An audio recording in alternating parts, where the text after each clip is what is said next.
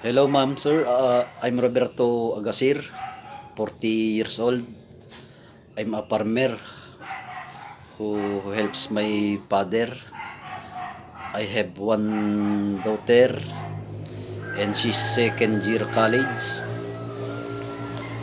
And I want my daughter to study well and have no problem when it comes to finances.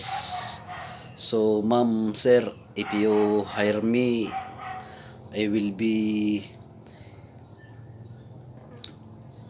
very grateful, ma'am, sir. I have job experience. I work in Saudi before and I make sure that my performances at work will be good. Uh, Thank you, ma'am, and have a good day.